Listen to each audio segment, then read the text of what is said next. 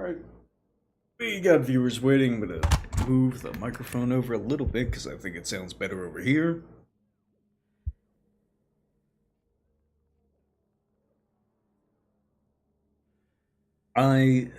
What the hell? I press the go live button and I immediately lose a viewer. It's ridiculous.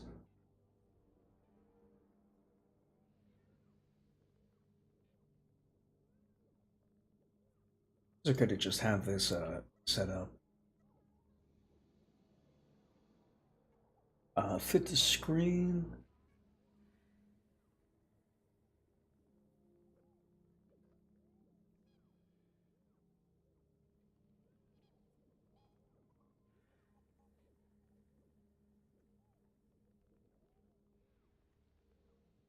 Alright, I think everything's... hello, Darian the Sleepy, Bradford Walker, can you folks hear me? Yeah, okay. It sounds Six of Swords, nice to see you. Perfect, perfect. Let me know if anything goes down, of course. If anything is not where it's supposed to be, just let me know.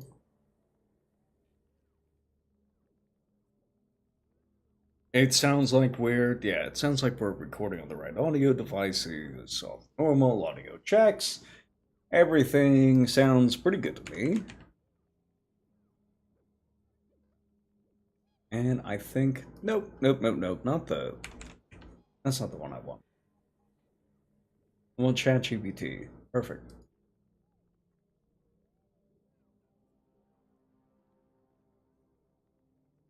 Not the best OPSEC. That's probably okay though.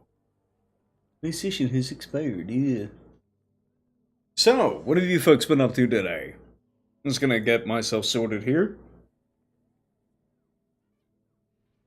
I have the coffee down. What I really should be doing is I bought some cheap wine that, realistically speaking, I should be drinking.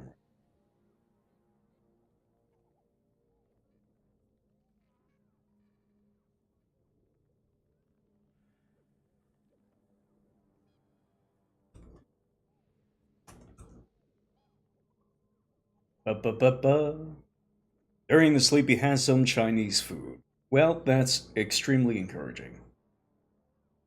I find myself happy with that. Let's see here, Darian. How did you like? I never got a oops. I never got a chance to ask you. Or I didn't think to ask you until now. How did you enjoy last Lancer session? We're gonna wait for a second here to get everything started. We're just waiting for folks to filter in. I like waiting a couple of minutes while everybody gets in here.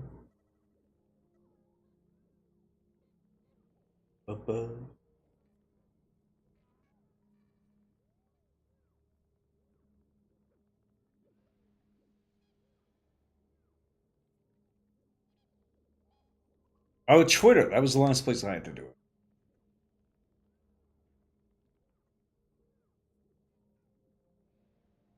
Darian says, I'm feeling good. Mysterious enemy, impending doom, while relatively unscathed. I was really surprised that you didn't get the crap beat out of you. That you were like the one person who was, realistically speaking, the biggest target. 15 notifications on, oh, that's not good. This will be interesting. Oh, no. This is good. This is fine. This is surprisingly positive. There's a bunch of stuff to go over today. I joined Ben Milton Questing Beast Discord. I might go over that. Don't push me away. Hello, Authoritative News Network. I'm going to see if I can get some of the browser guys in here. Browser.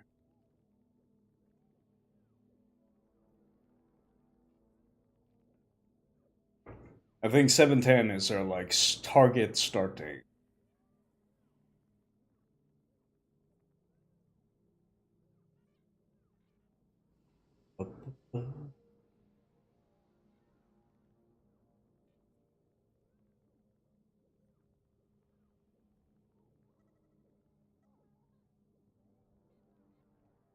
Uh, okay.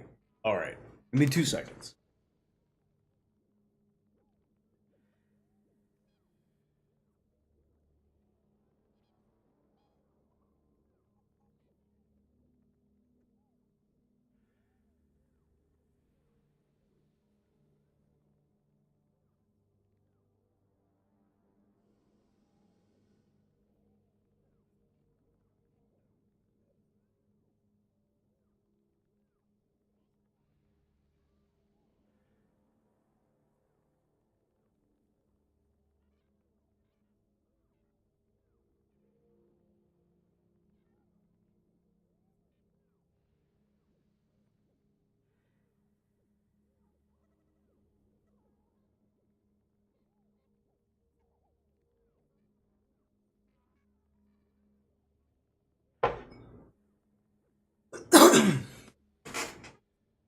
Oh, my goodness.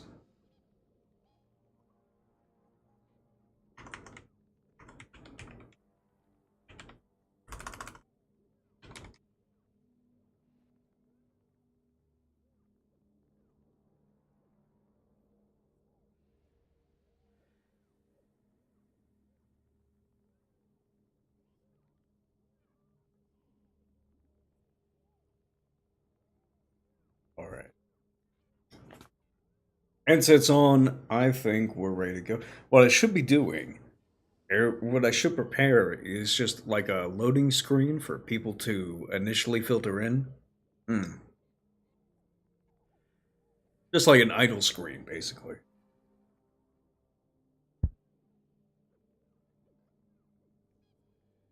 Now let's catch up with everybody. Hello, John Galt. Victor Korchev. Yes, it did push you away. Even then, I just kept missing you with pretty much all of my shots, and there were like 2 exceptions, which I don't get me wrong, I was happy about.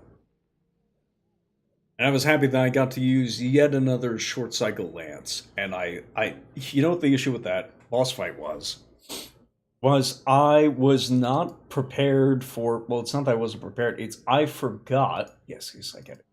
I forgot how to. Oh my God, Google, get out of here! I forgot how to properly use. This is so weird. Table here. There we go. Now it's working properly. I forgot how to install, basically, all of the equipment that a given template gives you. So if you have an Ultra template, you get the features of an Ultra, but then you select 1 to 3 additional features that are part of that template. And it doesn't do it automatically. You have to drag it in, which means that you have to go on the Ultra template. You have to find and look down the list more or less, and then you can search in a separate compendium called features, which lets me input it into then drag it over to the creature. And even then, this is the funny thing, even then, it was considerably faster than preparing a 5th edition monster encounter. Because I had a prepared encounter, I had something that I knew I wanted to do, and about a half hour before the Lancer session, I said, I want to do something else. I think I have a more exciting idea, right? I have a nice cliffhanger that we get end off on. So when we have basically a full loadout next, when we have a full loadout next session, everybody gets to be there, and the folks who weren't there for the cliffhanger get to jump into right into the thick of things, and obviously the folks who were there for the cliffhanger get to get the payoff. I said fantastic, and throwing the new encounters together basically took half an hour. And I had a 5th edition game that night, which I canceled. And I canceled that 5th edition game because I didn't have anything prepped for it, and it was going to take me something like 3 hours to do it properly, to actually figure something out. And I'm typically just wiped. I don't think I can really do. I could run 2 games in the day. I don't think one of those games can be 5th edition if I don't already have something rather good planned for folks to take advantage of. So that's the idea. All right. So the itinerary for today. I think we have folks filtering in now. I think we're good to go. The itinerary for today is a little bit of Twitter drama. As always, we like starting off Twitter drama because it's a lot of fun. The second order of business is we're probably going to do a little bit of recording tip. Well, I shouldn't say probably. We're going to try out some recordings for the next video on my channel, which is another 5th edition retrospective. I decided to pause the random encounters video until I could give it a little bit more tender love and care on account of recent arguments that have brought to mind a few extra nuances and a few extra advantages of random encounters as they were done in first edition that I think I should pay some attention to, that I think I should include on stream. Once again, by virtue of people arguing against them, saying things like, oh, I don't know what to do with a random encounter. What if I roll up a dragon next to the starting town? What am I supposed to do? And it's like, this is not a fail state of the game, and the fact that this person considers it a fail state to the game indicates they probably know a little bit less about 1E, or they are certainly giving an answer that would indicate as such than they actually are presenting themselves as. They're not presenting themselves as somebody who knows quite a bit about 1E because, of course, dragons are not giant apex predators in first edition. Well, they are apex predators, but they're apex predators like all the other apex predators that you can fight in first edition. Pay no attention to the screen. This is just... I was playing around with some AI last night so I could figure out what kind of mech equipment I could start building in Cinema 4D. I decided to go with a little bit of like a thermite launcher style weapon. Thought that would be fun. I think as far as I'm concerned, it is fun. We're going with a little bit more of like a Deep Rock Galactic style of play, style of design. But it brought up. I think the AI got tricked basically by Diva. I think Diva showed up in the results a whole bunch. Just gonna adjust this chat window here. Yeah, there we go. Perfect. So we got the Ethercap gate. We have the Ethercap video and a little bit of recording that we're gonna do on stream. We have a little bit of Twitter drama, and we have a review of somebody else's stream. And it's not going to be the entire stream because it's from two folks, two favorites of the channel, who are not terribly good at speaking concisely or coherently or speaking at all with anybody who disagrees with them. But I feel like it'll be good to basically close out that particular chapter of reviews because I don't think I'm going to be going back to that well. I think it's distracting me from producing real videos.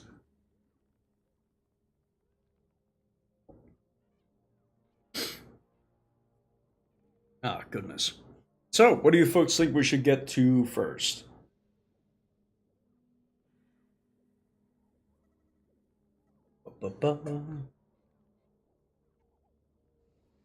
Trap games. There we go. Cool, cool. Let's boot up Twitter real quick.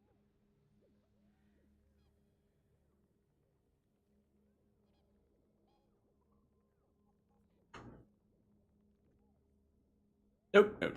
That's Patreon, Root Jelly. There we go.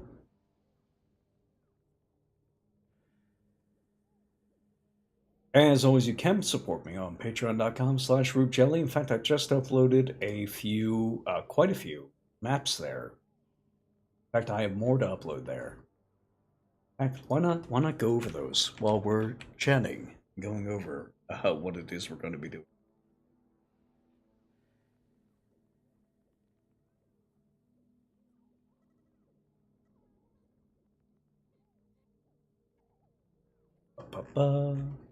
Chromatic Chimera, I remember those guys. Been ages since I've interacted with them. Okay, what is this? Oh, I wasn't expecting that to pop up. Dang, this is doing numbers, I say. A tweet with 8 likes.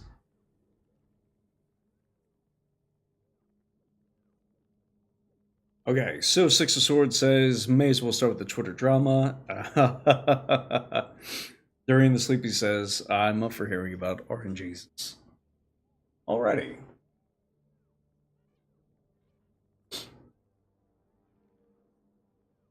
So, we're going to go to...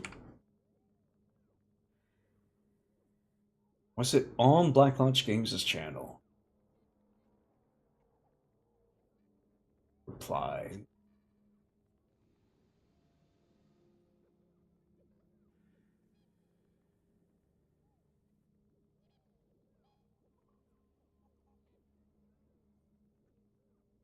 No, I don't think it was.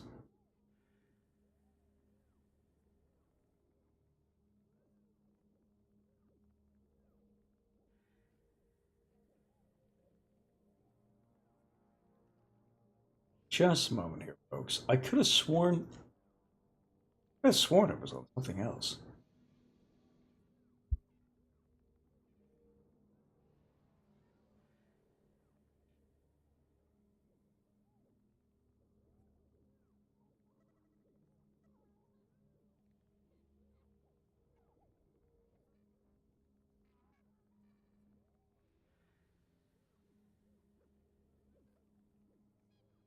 Nope. No. I don't think it really was. There was a little bit of nonsense from Black. Was it RPG is dumb? It might have been him.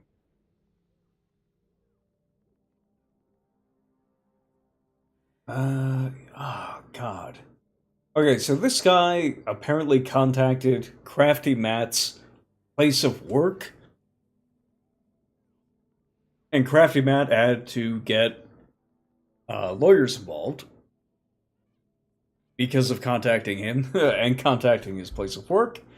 RPG is dumb. You might have remembered him from a number of conversations that we had back in the past, back in the before times. If I just scroll down far enough, I'm going to find exactly what we were looking for. Oh, and of course, who can forget? It's a delicious piece of work. Leave me alone!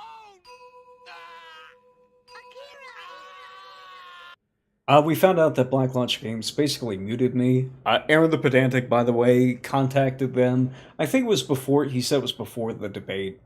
Contacted them with the idea of finally stop running away from me and running away from a debate with me. Because remember, I talked to these folks, I challenged these folks the very first time we had an interaction.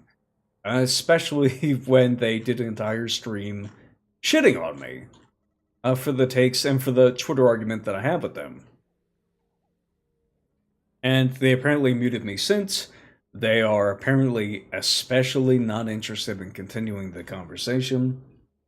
Or remember, they deleted my comment on their channel, challenging them to a debate, and I left so naturally I left a whole bunch more. And we've had a few arguments since on stuff like reaction rolls and stuff like, let's see here. Yeah, it was reaction rolls. There's a bunch of stuff from Casimir Bansky.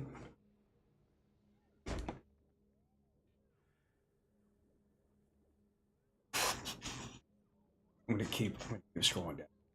Yeah, there's a bunch of stuff from Casimir Bansky. Here we go, finally. So this is my first interaction with RPG is Dumb. Was him praising something from Black Lodge Games. I interacted with this guy before I ever interacted with Black Lodge Games themselves. I just had something simple. I said, watch out for RPG bandits like this, Varman. If you stop paying attention to the rulebook and start paying attention to fake thespian RPers, roleplayers, they can always move the goalposts to some new scene or storyline when discussing good play. because you can't object with no foundation. And of course, this was pretty normal. This guy was criticizing folks who use session reports, demanding that you make use of, instead of session reports, demanding that you basically post actual plays on your channel. Hmm. And that it has to be, the actual play has to be entertaining, to obviously. The actual play has to be entertaining to the viewer, not necessarily the people who are inside the actual game. Recording an actual play can actually be somewhat harmful to the not only the actual enjoyment of whoever is playing in that game, but the expressed enjoyment of whoever is playing in that game, because some folks are just more shy when they know they're on camera. I personally, I record a lot of my sessions. I record most, if not all, of my 5e sessions. And my players, I think after the initial warning or comment that like, hey, by the way, I'd like to start recording these for my own notes, I'm not posting them on my channel, they were fine with it, and it basically didn't come up because it's not like right in front of them, right? They're not reading comments. And so this guy has been going after Crafty Matt, has been going after, let's see here. What is that? Nope. Has been going after... It's so funny that he's going after Crafty Matt because Crafty and I had each other blocked. Basically for, I want to say something on the order of 2 years? Maybe 3 years after we first came across each other in Aaron's server. And then finally we were like, okay, we can't actually remember why we were fighting with each other initially. It had something to do with one-to-one time. And that was about it. Gosh, it'd be interesting though. Speaking of one-to-one time, I should post some stuff from... I should definitely post some stuff from Questing Beast or D. Maybe we'll get to that. Maybe.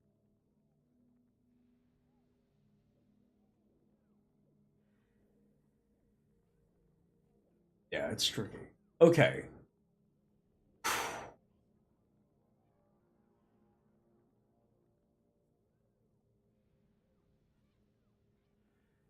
Oh yeah, there was something going on with this guy, and what was it? Mercer Core started saying. Why did he? I don't know why he went on this.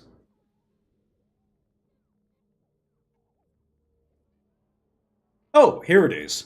My goodness, guys, I finally found it. The thing about these people and the things that they write is that their takes are so banal, their takes are so disinteresting that they all just kind of like blend together and make it really difficult to keep track of.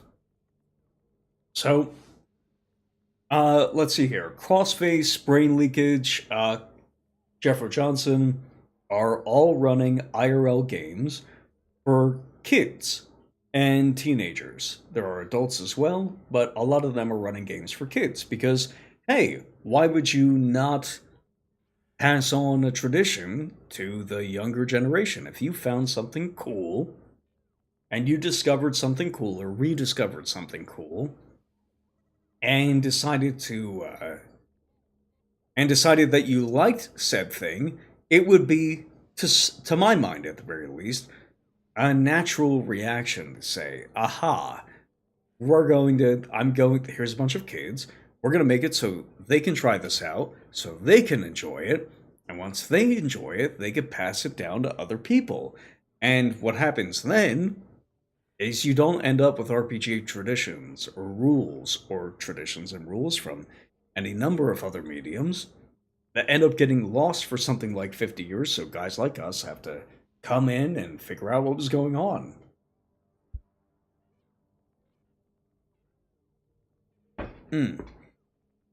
Delicious coffee. So, this guy's completely normal reaction is mockery. Let's see here. The most important games in the universe are being run right now between these three retards and middle schoolers. This is the level of delusion repeated daily by this cringe lord. I don't know why he's censored fucking idiot. Maybe he meant something else.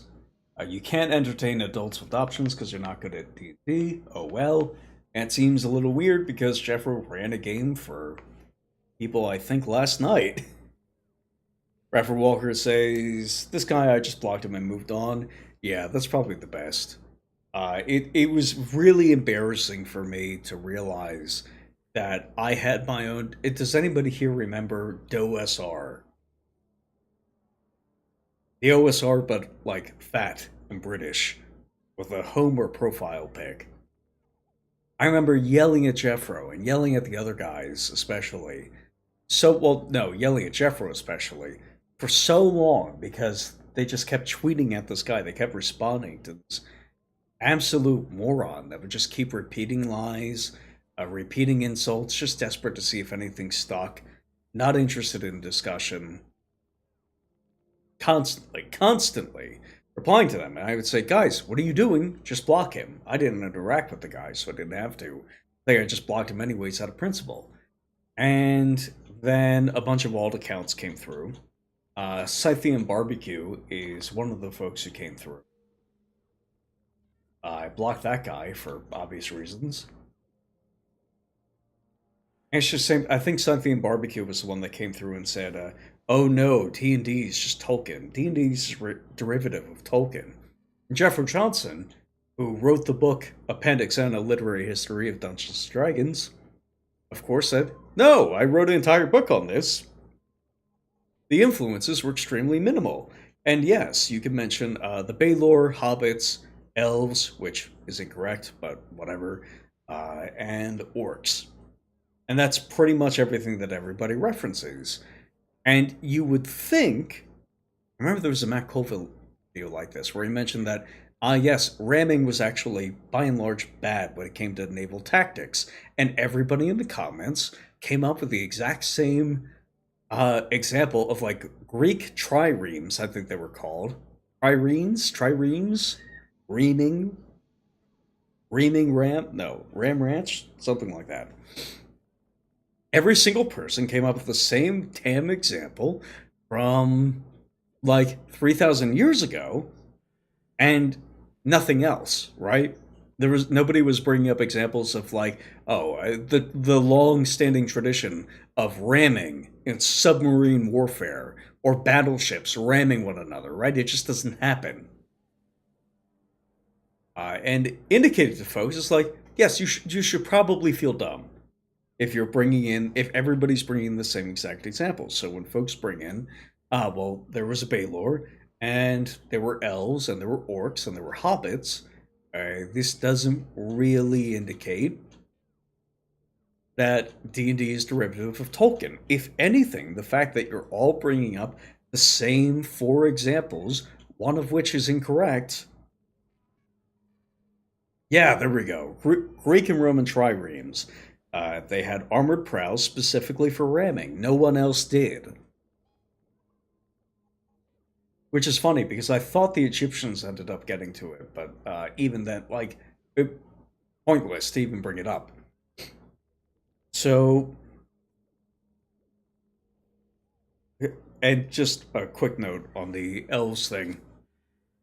The elves in D&D are from the elves in Three Hearts and Three Lions, and the elves in The King of Elfland's Daughter. Because, of course, The King of Elfland's Daughter, written by Lord Dunsany, was the seminal work that Tolkien was derivative of, that Lord of the Rings was derivative of.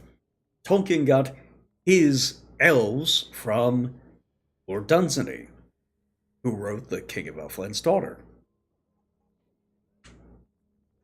So, I just blocked these people. And it was rather unfortunate for me to realize that I was doing the exact same thing with absolute morons that were just constantly ankle biting, constantly posting stupid takes, like Black Lodge Games.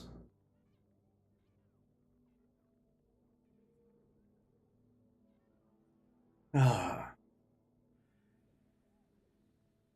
Just look at this guy. This is why I couldn't help but share your post from the other day. You do a crazy amount of grandstanding for a dude that can't even hold a table of adults with other social options.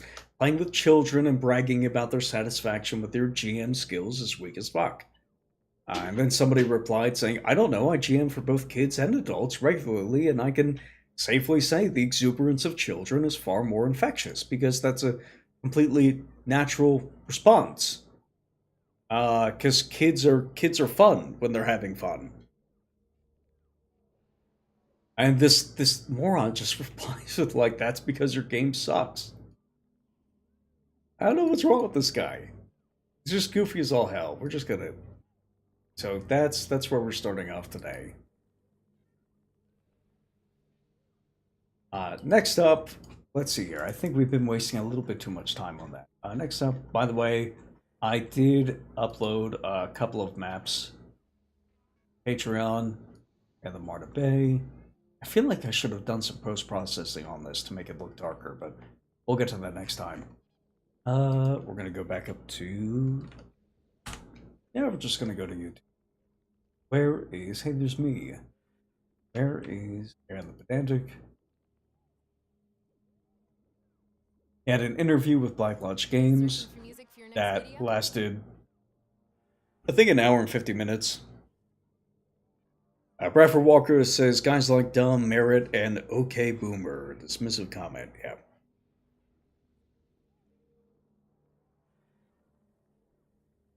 Because of course.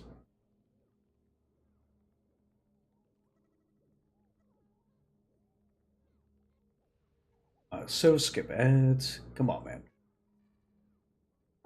So,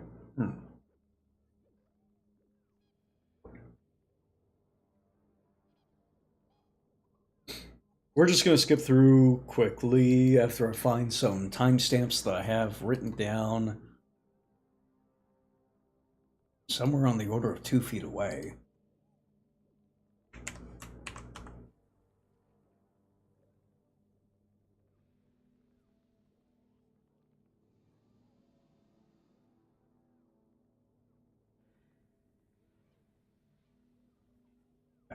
So we're just going to go through. We already know what these guys' deal is. They came out on a post saying, or guys, there's a stupid interaction with or opposition to story in the OSR, and we don't know why it is. Nick's made his usual dumb comments of nobody has ever gone adventuring for gold, and nobody would ever risk their life, and nobody has ever fought for money, etc., etc. It was standard and boring, but then Aaron got these guys on for an interview. Because Aaron is a really nice guy, and he's kind of like this ambassador or bridge between stupid people, esoteric people, and the OSR writ large.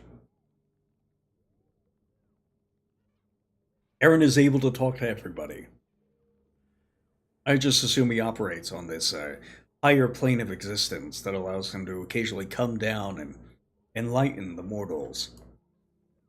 All right, how's it going, everybody? This is Aaron the Pedantic, and today I am joined by two role-playing miscreants increase this to... that are collectively known as Black Lodge Games. Let's see, playback. Nick, how are y'all doing? We are doing great. Very warm in Texas, but we're okay. Definitely. So a lot of people might not be improve. So we're gonna skip through until they get to some points. But whenever you just how we're wording a lot of this, how we're going after people when, in actuality, I think the first timestamp is around 4:14. I personally enjoyed a lot was the idea that you're actually bad for having done it. You know, your value is diminishing. Not the value is diminishing. It's not improving when it could otherwise. So I guess I would like to hear the doctrine of role playing as a method of improving oneself. Maybe that's unfair. Yeah, we're not Scott. We're not Scott Garrett. We don't believe in the theory of gaming. We're not. Paid members of the Church of Gygax. Or unpaid members. Or unpaid members. I think Garrett probably is. But, what we're trying to put forth, the mission from God, and there's a lot of tongue-in-cheek aspect to how how we're wording a lot of this, how we're going after people when, in actuality, we're trying as clearly, as loudly, and as unambiguously as we can put out a different narrative, a different perspective on what the hobby is, what role playing is, why you should be putting effort and intention into role play, because it's a much better experience across all axes of analysis. There are people who just want to hang out with their friends. There are people who just want to roll dice, as the saying goes. For as much shit as we talk and we believe everything we say, Yes. we're not trying to convince anyone else, really.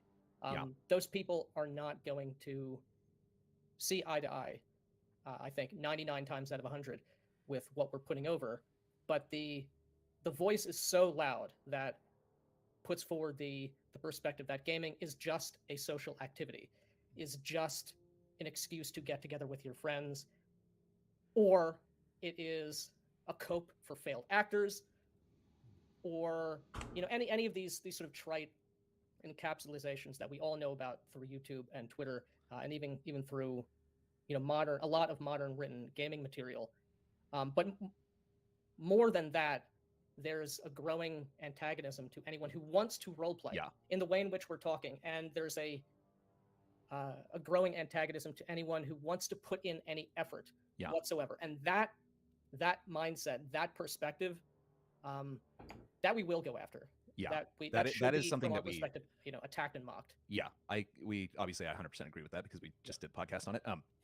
But yeah, it's exactly that. And like I said, like Nick said, we're not really trying to convince everyone that they should be doing it in our way. The goal in the kind of audience that we want to reach are the people at their tables who are like, this isn't what I thought it was going to be. I know something's wrong.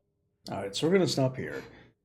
These guys are not really providing an alternative perspective. They're providing a perspective that was extraordinarily common through the 80s and 90s when folks who were growing old, or folks who, and a combination of folks who were growing old and folks who were entering the hobby for the first time said, couldn't this be so much more if I could just talk about my feelings for hours on end? And if I could tell stories, if I could inject narrative straight from the page, my notes, a book, a movie, a scene in my head, straight into the game, wouldn't that be preferable? Wouldn't that be fun? And of course, those games didn't necessarily die off.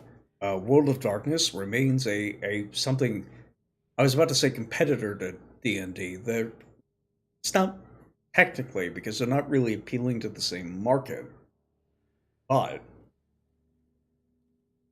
they are at the very least of interest to one another. They're still occupying the tabletop RPG market to some extent. They're fighting for mental bandwidth and mental priority. Nothing these guys have said has ever... all of what these guys have said has been said before. None of it has produced anything of merit or value or interest. It's just not there. I'm sorry. It's just boring. Let's see here. Basically trying to get in character, stay in character, and the results for him have been very good.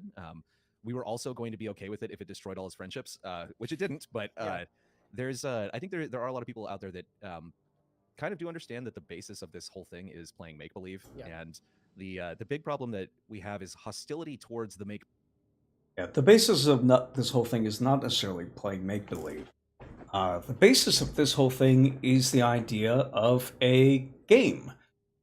Everybody has an understanding that the game of Monopoly is not real, right? The game of Monopoly is not an event that's actually taking place at the table. However, people still, enjoy, certainly, the game of Monopoly.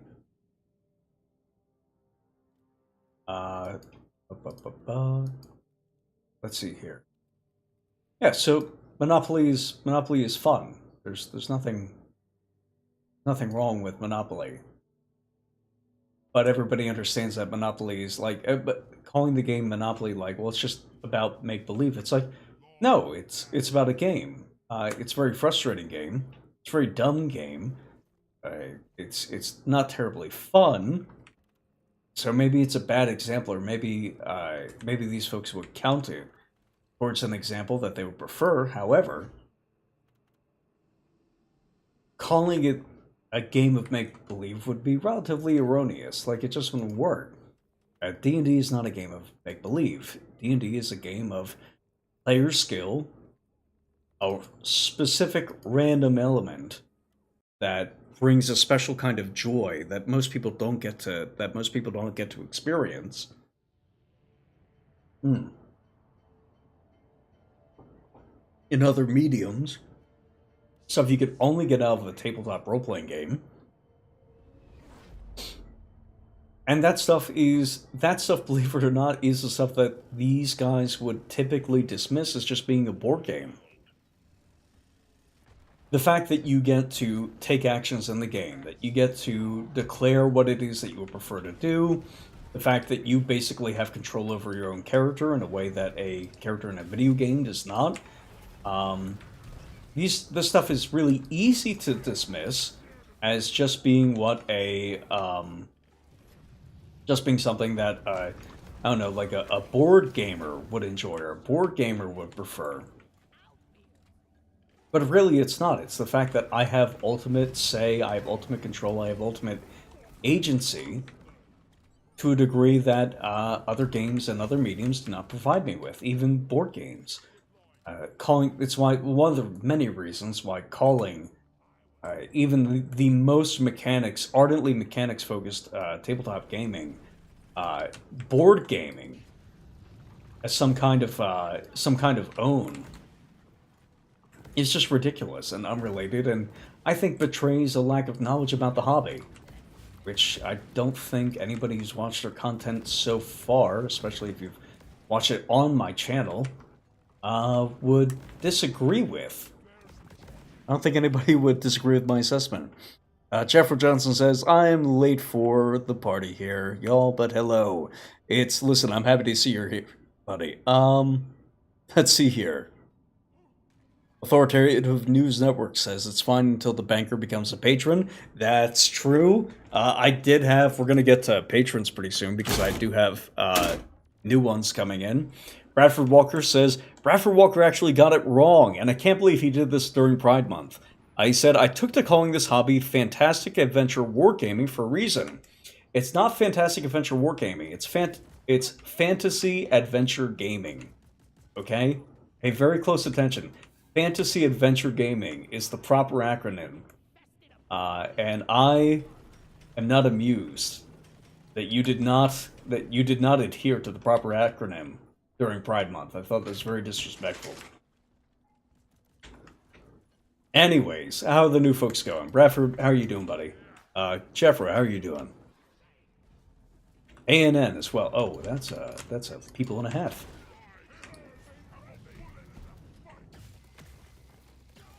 Go away. Oh, we're doing good.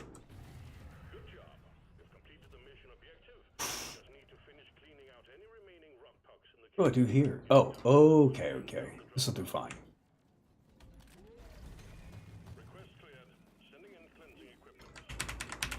So, let's see here. During the sleep, he says, Monopoly's a message. It's an indictment on landlords in a system that rewards predatory capitalism. Oh, that's funny. A dinner working on the blog post for tomorrow. I'm excited to see it, buddy. So, let's get back to these guys. I just got to do the... Realistically, I think I should be doing this thing where I do like reactions and if you want to put in stuff like that. Get into character, speak in character, do any of these things. Jeffrey says adjudicating. Let's see here. Low-level Braunstein actions across or anything like that. two separate tables of players right now. That stuff is fascinating to me. Should not be doing this, or that it's like cringe, or that it basically, I think it comes down to kind of a fear of being perceived as silly, and I think that that's ridiculous. We're already all playing the elf game, like the ship has sailed, the train has left the station. If that's your fear, like, get over it, Yeah. That's interesting, man. There's a lot there for me to go into. So I have to be strategic. Okay. Okay, so before we get to Aaron's response, and I've sort of watched this video before. I was watching it on the way to see the new Spider-Verse movie with my girlfriend. It was a lot of fun. Loved it. Ooh, I left this behind.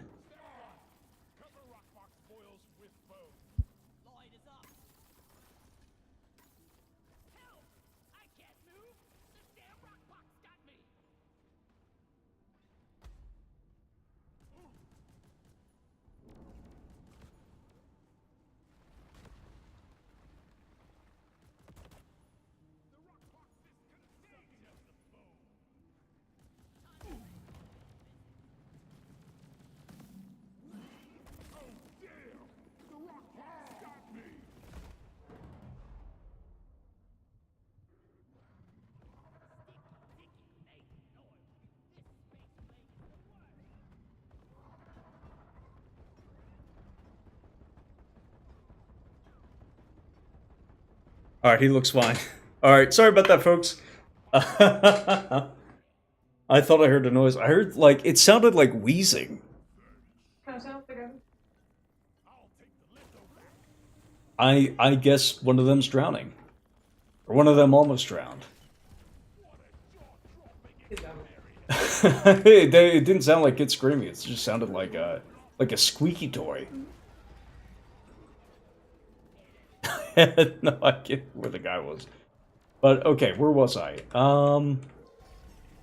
I should probably switch back. Here's what I'm gonna do. I'm gonna pop this up here.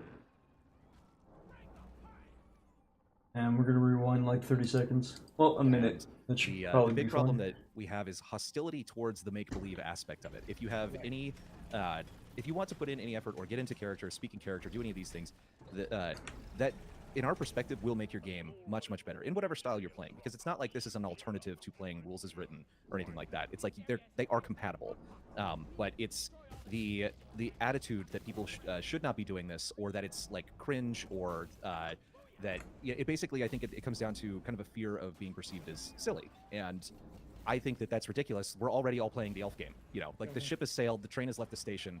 If that's your fear, like, get over it, you know? Yeah. That's interesting, man. There's a lot there for me to. Okay, so now I have context again, and God, it's a lot easier to. God, just having two monitors makes it so much easier to switch back and forth. But okay, so the idea that like this is all just make believe, the idea that like you could get away with everything, and you can, or sorry, not get away with everything, that you could get away with all kinds of first-person character interactions, so long as you're doing something you think your buddies are gonna like. And it can only make your game better is wrong. And the idea that it has no contradictions with rules as written is also wrong. It's in a subtle way, right? It's not necessarily that like there's a rule in the book that says you can't talk in character, or you can't have a focus on first-person roleplay. That stuff is relatively fine, but it doesn't add much to the game. And the danger, of course, is that it can actually detract quite a bit from the game, which is where the opposition, even in the OSR, which I'm not part of the OSR, I am barely in the BroSR, and I am the new school, and I'm named the new school ambassador for a reason. Because like my natural inclination is to enjoy stuff like a bunch of character options, a bunch of cool player-facing mechanics, and GM-facing mechanics. I do love Lancer's Game Master tools. I think they're awesome. But my focus is on the game, first and foremost. And I think a lot of the OSR is not focused on the game, to its own detriment. And even then, with that long list of caveats and things I disagree with the OSR about, I can still accurately state their position when it comes to story gaming, as it's known, which is that the issue is people wasting time. The issue is not like whether or not you occasionally say things in first person, or like say hi to your friends, or anything like that. It has nothing to do with that. It has everything to do with the fact that, again, this comes to that subtle issue. And that subtle issue in... First, can I pick this up? I can pick this up. This is so funny. Woohoo! Already. I didn't know about that. Like, currently, I am role-playing as a dwarf. And I'm digging a hole. No, we're not going to go on that tangent. I'll tell you what, I need a resupply. Like, a lot. The OSR's position is that the whole story gaming ordeal is dissatisfying because it wastes time. If you're wasting time in-game, especially if you are playing a proper grand campaign, if you're playing rules as written, time is one of your most important assets, one of your most important resources. Wasting time in-game, role-playing out how upset your character would be at losing yet another man-at-arms would be a waste of time, by and large. If you were to hold a lengthy funeral for other characters, it would be a waste of time. It would be bad. It would be degenerate. It would be antisocial of you to engage in that behavior because you would be wasting time for your friends. You know, you only have some people only have like a couple hours a week to really do role-playing. You know, if it's a 3.5-hour session, Jeffrey, I think you're running, correct me if I'm wrong, you're still running 3.5-hour sessions. Realistically speaking, like 3 hours of that is going to be game time. Or maybe it's only 2.5 hours. On a really bad night where everybody's kind of dicking around, or maybe you don't have stuff, or like you're not able to get to stuff as quickly, that could be cut down to something like 2 hours. That's not great. Face-to-face group runs for 9 hours. Hell, that's awesome. Oh, I seem to have put myself in a little bit of a pickle, but alright, we can get around that.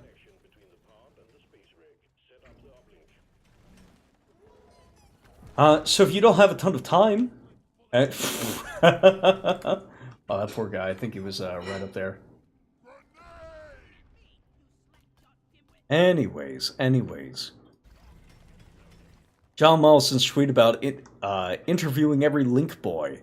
What the hell does that mean? You gotta post it in chat.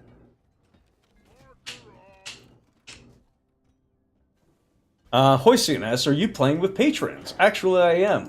But not in the 5e game. I'm actually playing with patrons in the Lancer game. Get ready. No, that's a lie. In the Chomas Valley campaign, I am playing with patrons, yes. And we are going to get to that at some point. Where are you guys at? Hey. Ooh.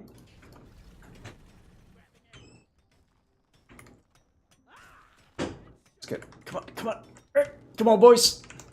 Almost. Alright, we're good. So,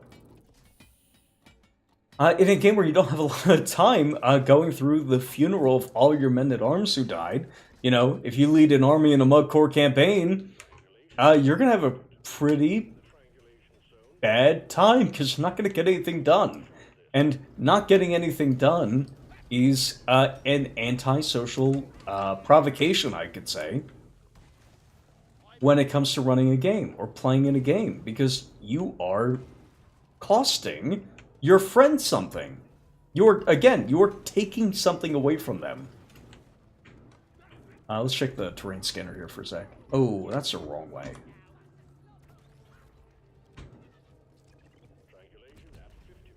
Oh, that could be a problem, too.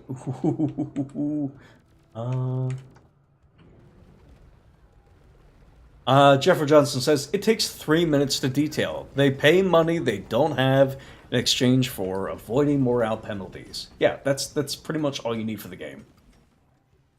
That's all the roleplay you need to do. And it's fine.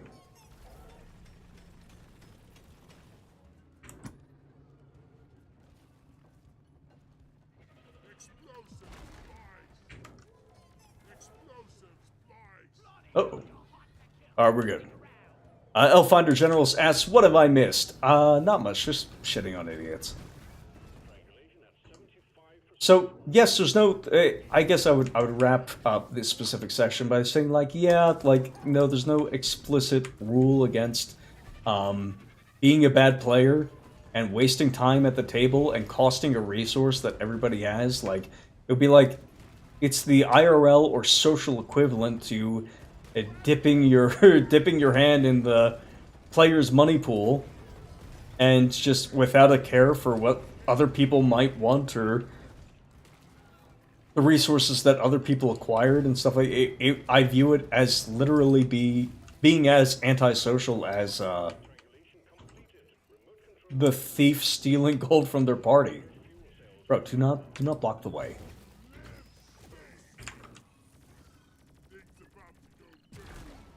Anyways, For me to go into, so I have to be strategic. Okay, so I guess like the one of the things you're talking about that's really interesting to me is just there seems to be a very different perspective as far as like what the dominant narrative is about role-playing games and what we should be doing while we play them. And I think part of that might just be Hoisting says going down there is not ideal. That could turn into a TPK if the wrong type of enemy shows up. Oh, you're talking about Deep Rock Galactic. No, I don't think there's any bulk detonators here. And the reason I open up the side, the little passage on the side, is so... Because I started with 5th edition, so I've only played role-playing games since 2017. I started with 5th edition, and a lot of the very dominant narrative. Yeah, the reason I open the thing on the side is so that the whole thing about bouncing the enemies go there as opposed to challenging necessarily. It's supposed to be challenging attacking. Oh, this is funny. I'm gonna actually Instead, connect to a it was tunnel more I've already about just- built.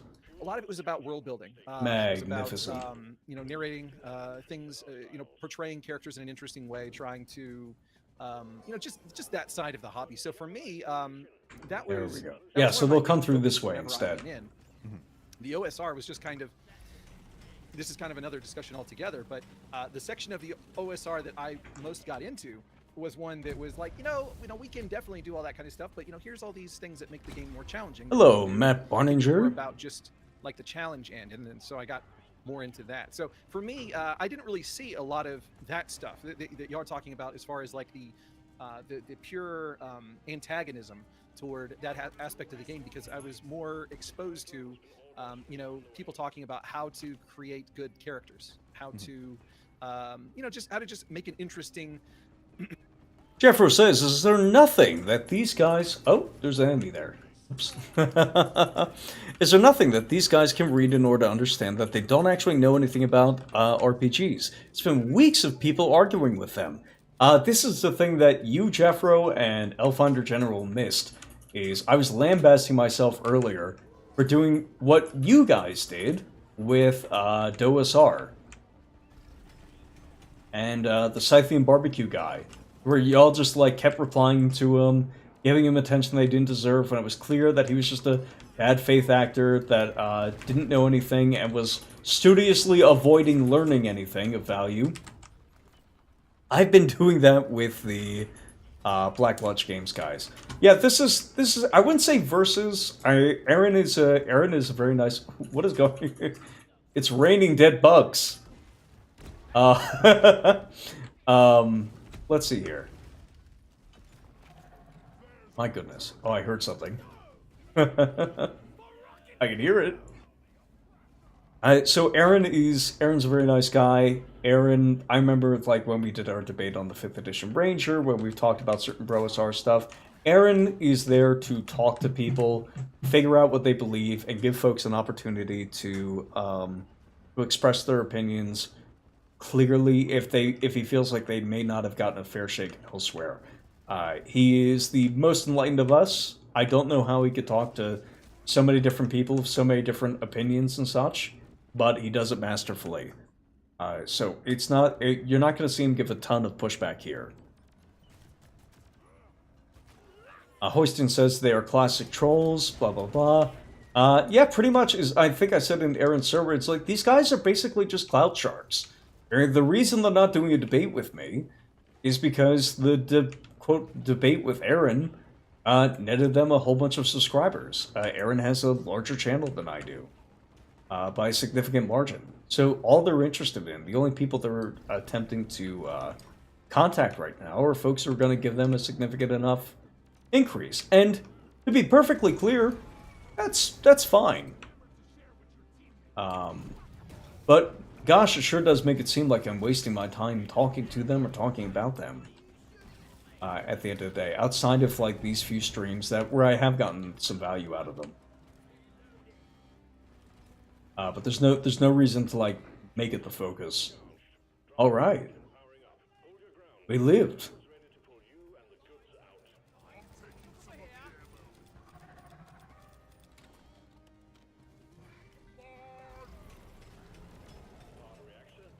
Hoisting says, at least with you, you ended up using their stupid blathering as a bouncing off point for explaining things about the game those that may not know. Yeah, that's the fun part, is I think there's something to be said for like maybe using them as an example for the kinds of people who don't know why we use reaction rolls, and why you thinking that you know more about a given NPC, even if it's one that you've like prepared very specifically for a specific purpose, is basically just wrong, right? It has nothing to do with there are second order at the very. Even if there are game effects that you're pretty sure you know why they were implemented into the game, that doesn't protect you from the second order consequences of removing it from the game. So even if you're confident that NPC reactions are only there, or were only placed in the game, so that you would be able to accurately simulate, quote, accurately simulate NPC reactions in the world, and if you just know an NPC hard enough, you could get around that, you're missing out on all the other second order benefits of playing a game that is to some degree randomized, that your players get to enjoy as a randomized game.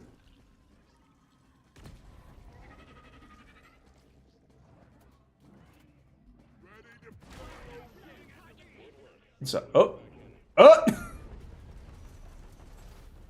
let's see here. During the Sleep, he says, we don't use reaction rolls. Also, charisma is such a worthless... Yeah. Plot. All that kind of stuff. So I did have a very different experience there. So I'm curious, like, when did y'all start seeing that? Or, like, what was is that just been y'all's experience overall? It's just that people are just...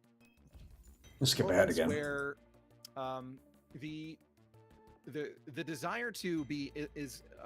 I guess is dramatic, and I don't mean that in like a derogative sense, but really as in just trying to do like actual acting, more or less, like led someone to like sob, to portray the character sobbing, or like scream in rage or something like that.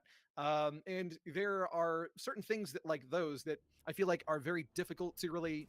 Like, there's a certain amount of convincing that people can manage even whenever they're not really very good at talking in their character's voice, that can be completely lost whenever stuff like that happens. That's why I ended up making a video that was basically like, play acting is cringe or something like that. That's kind of like the thing that I went to. There is a second component to that. The second component to that was that the idea that there is a lot of these born, like built-in connections that the player starts with because of backstories and things like that, that they're going to act on an emotional level at the table when the other players just haven't really been exposed to those things. And then just the inability for the other players to really like feel what's happening with that character, just because it's not really being portrayed very well, if that makes sense. Yeah, I think it does. And this was something we were talking about the other day with regards to this, is that the whole thing of it being like acting and whatnot, I think that where it can go wrong is if you're doing it like basically performatively. If it is, you are putting on a performance for the rest of the group, that is generally not going to be very good. And when we do this, like when we say like speaking in character and talking in character, it's because like if I am a player and I am trying to be in character, I'm doing that for me. I'm not doing that to put something over to the other players or whatnot. It's that my immersion is a higher priority to me.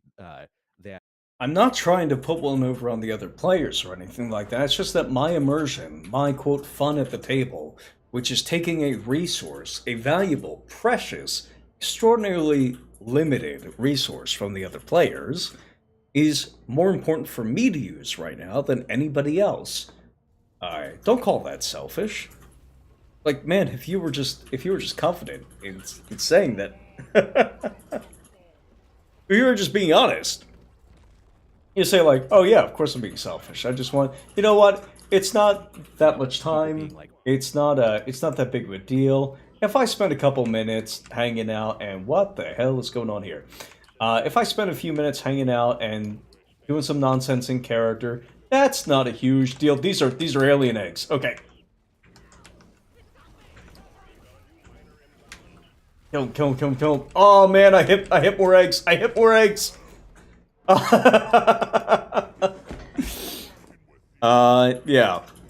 Jeez.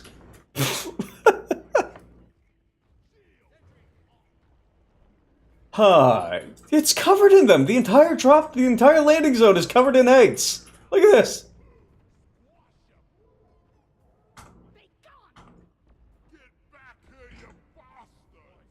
Anyways, okay. Yeah, so we're dealing with, like, a very predictable... We're dealing with a very predictable, Sorry, I just got distracted by this guy, killing me repeatedly.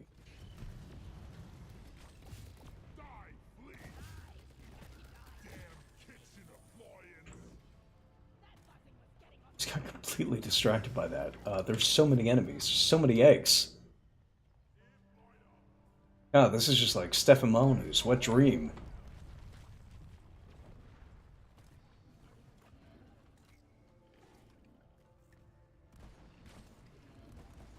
Alright, back to the comments. Alright. Oh, jeez!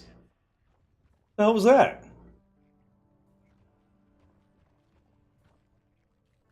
Is there just a thing up there?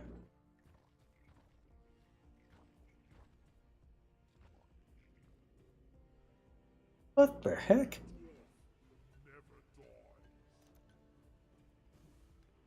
It seemed like something was like flung at me from that direction, but I didn't see it.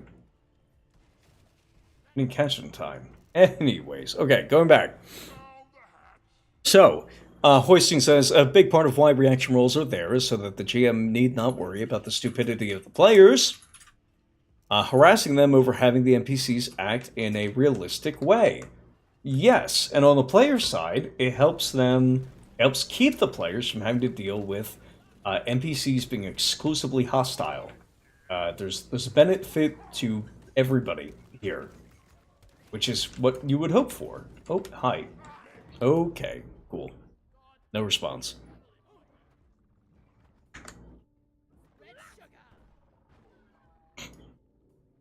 So on the player side, you get to say, oh, of course, occasionally we're going to get friendly critters in the dungeon, and occasionally guys who we expect to be like as hostile as can possibly be are going to cut us a break. We're going to get lucky every once in a while because the game has put in certain guardrails, certain protections for the players that protect both us and the game master. And that's awesome. That's a better game. That's the kind of game you want to play in. If you're elite level, if you can play at this level, okay? If you understand why we're engaged in this hobby. But not everybody is. So, I'm gonna go back to my teammate. I don't have the health for that. What's that noise? Oh, okay.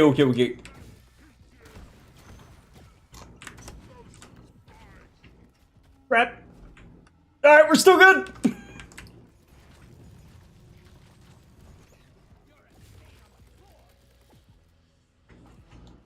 Okay. It takes a choice out of the GM's hands, makes it so that they need not run a cost-benefit analysis over how to avoid vindictive players. Which is great, because the way that most GMs run that cost-benefit analysis, usually badly, sometimes unknowingly, sometimes all of the above, is they say, well, I'm just not going to include encounters in the dungeon unless they're hostile. And that flattens the gameplay experience. It's one of the most brilliant phrases, I think, that Jeffro has ever come up with, or at the very least exposed me to. I'm just going to... Yes, somebody else might have said it at some point. I'm just going to credit him for it. Because he's the person that makes me think of it. Is that the idea of flattening the gameplay experience is bad, is less preferable, or not preferable to the kinds of experiences you can have in a better game, in a game that is designed, in a game that's fun to some extent. Jeffro says, only James understands me. Awesome. Alright.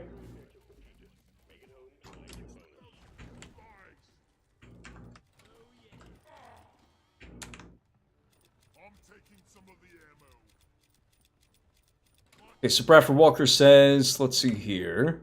Oh, Hoisting gave me some advice about the nest. Bradford Walker says, I cannot accept folks complaining about charisma anymore. Not after reviewing how important it is in morale, loyalty, and reactions. High charisma makes life so much easier. It is. It is. My hope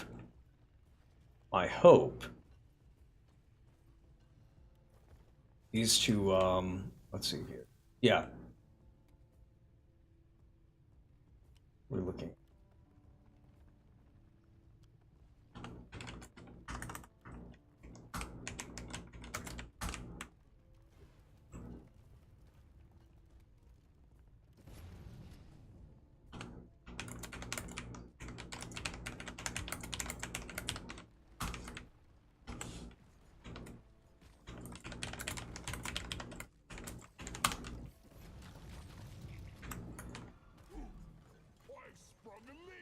Ooh, I'm gonna get over here. Yeah, you're mine now. Perfect. So, I think I'm gonna go back to the video here. Oh wow, you're really good. I'm losing my train of thought. Voice, you know, like you're so good at crying a character. You know, like that's not it. And so and it's almost impossible to talk about any of these things without bringing up Critical Role because they've so poisoned everything. Oh yeah, I got a shirt just to trigger people. Nice. We appreciate trolling. We do support triggering Yeah, people. yes, yeah. Whenever people get mad for no reason, we are always in support of that. Exactly. Yeah. Yeah, but it's like it's almost impossible not to talk about Critical Role just because they've had such an outsized influence on this, and I think that people. They have the wrong expectations. New people who have never played a role-playing game certainly have very warped expectations of what role-playing means and what being in character, can even look like based on that. Because you're watching a bunch of. God, it's so ironic hearing these guys talk about something that's like very clearly describing them. They are the new kids who don't know anything.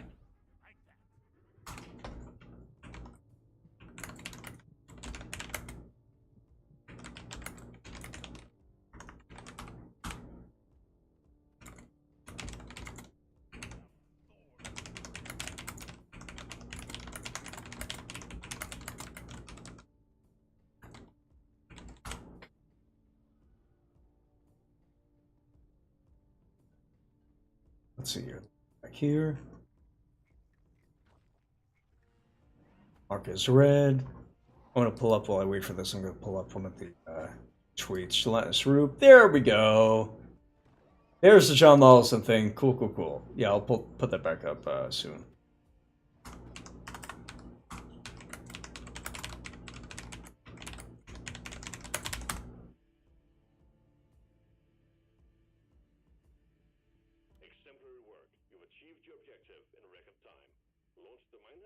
Cool, cool, cool, cool.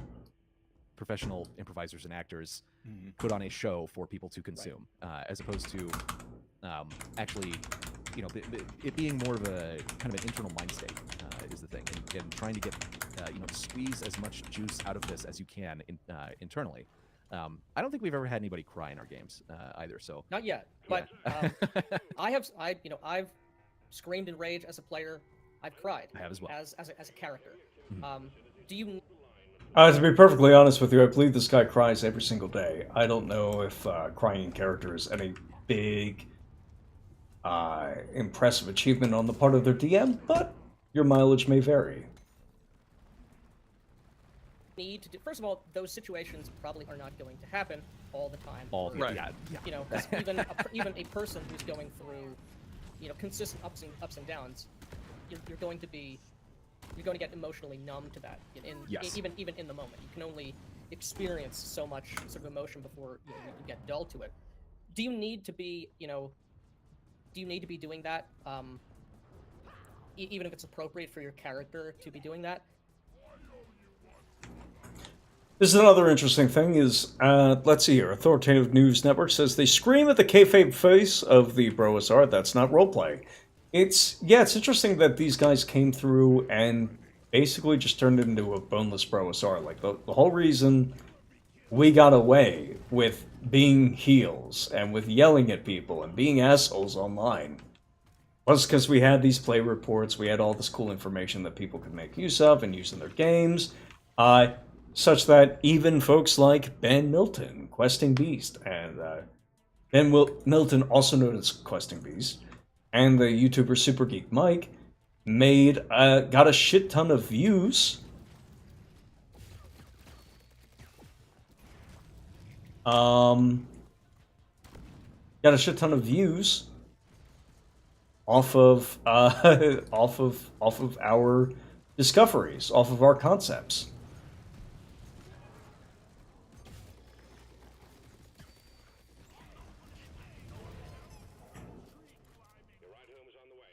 We're also charismatic. No, you guys do not get to claim that. I am charismatic. Some of the other guys are also sometimes charismatic. I'm the ambassador for a reason.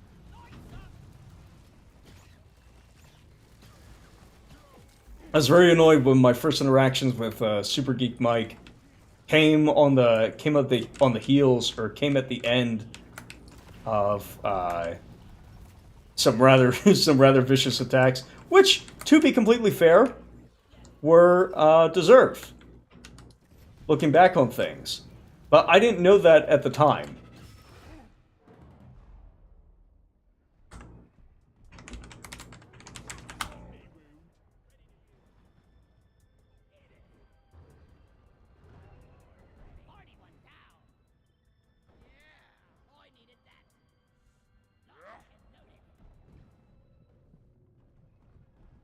I'm not going to castigate someone who isn't able to make that happen if they're still, like we said earlier, if you're still trying. That can be difficult to do. That requires, a really close, a really high immersion, a very close connection with the character in that moment.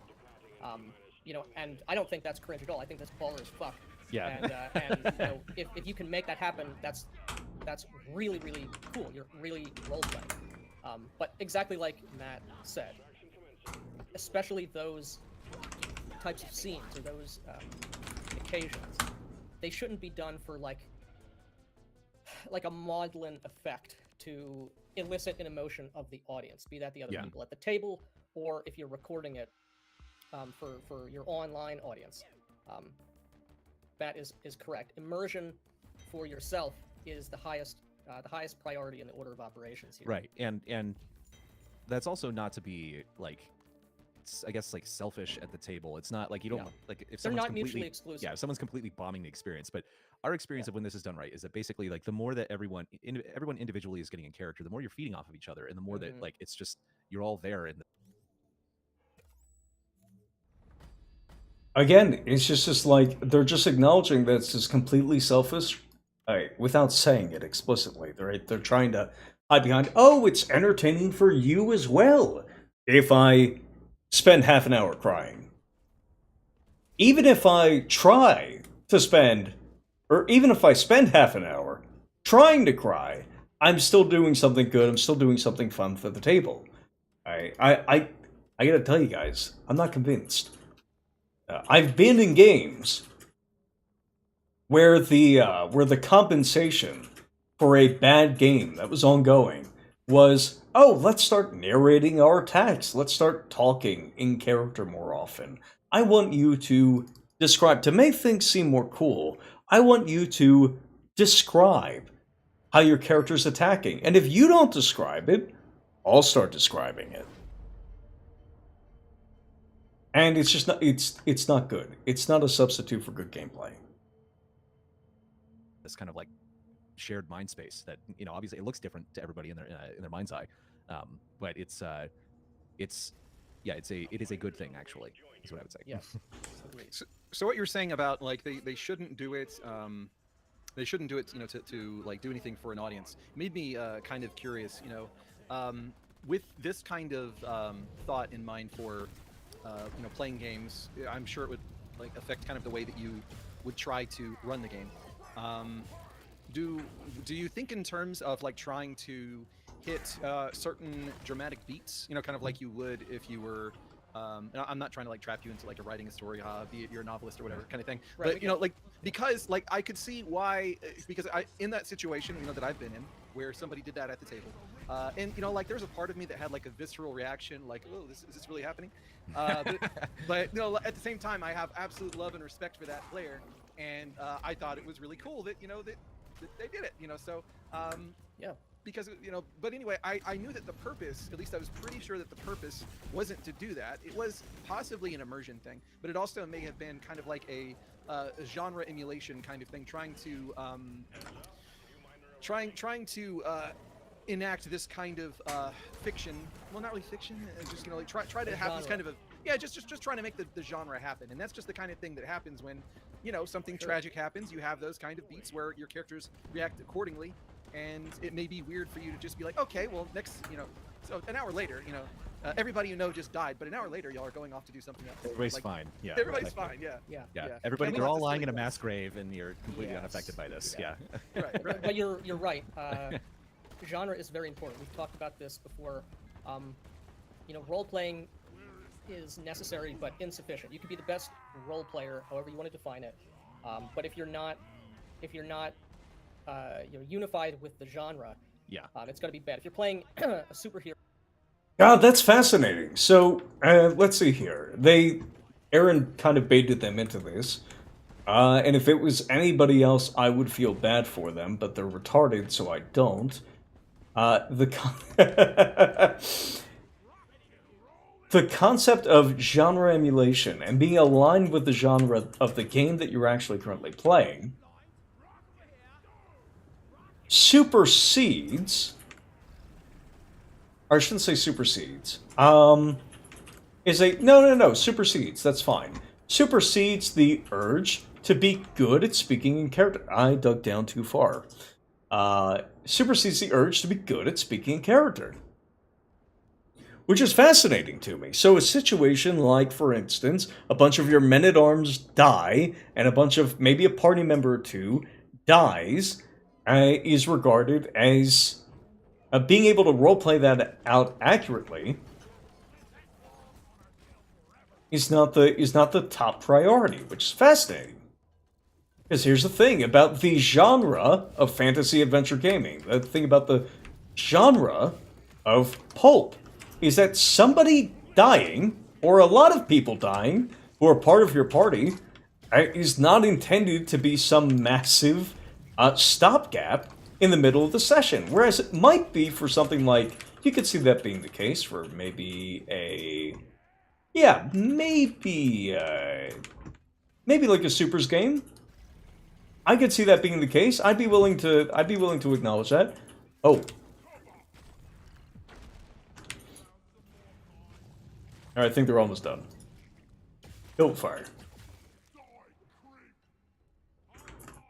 I'm pretty sure it's toast. So if they properly acknowledge that genre emulation is more important than like the moment-to-moment play than just role-playing, then they're in a little bit of a bind, because talking in character for a really long time and sharing your emotions and fundamentally wasting time is not a huge part of pulp action. If you read there's a lot of talking that goes on in the Chronicles of Amber, However, a lot of it is, sorry, I should say a lot of, there's a lot of dialogue and monologues in the Chronicles of Amber, but a lot of it is just Corwin's thoughts, Corwin's internal experience while he is acting. He's doing something important. Okay? He has an internal experience while he's fighting somebody, or while he's threatening somebody, or while he is negotiating with somebody, or having sex with somebody. But he's not necessarily doing a lot of talking during all of those things. The comparative action that he's engaged with is simple enough that he often describes it in the third person. The monologue describes it almost in the, or sorry, the thought describes it in the third person. Or in the first person, what is it, like first person omniscient? How would you describe this? Where he just says, oh, I did a thing. I fought my way to the top of these stairs. I talked with these people for this information. It's not, because the exact moment-to-moment dialogue is really not important. We know that because we're readers of Appendix N. We're familiar with the books, the works that inspired D&D to begin with. These people, who have come into the hobby a couple of months ago, realistically speaking, after something like a 10-year break, are not familiar with these works, would probably hate them if they read them. They're not familiar with Conan the Barbarian. They're not familiar with the DMG. They don't know what they're talking about. Which is why they trip themselves up in, and this is why they avoid debates. Because this would be over in a couple of minutes.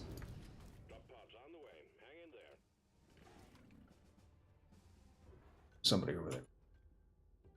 Heroes game, it's going to be the laws of reality are different. The characters and the morality and worldviews that are going to arise are going to be very different than a vampire game or a Call of Cthulhu game or a D&D game. So oh man, fascinating. you definitely want to like not caring a lot if life is cheap. Everybody should have a clear understanding and an awareness of what genre we are immersing ourselves in, and then once what's you the do tone? That, what's the tone? What's the vibe? What's the feel? You know, what's the world?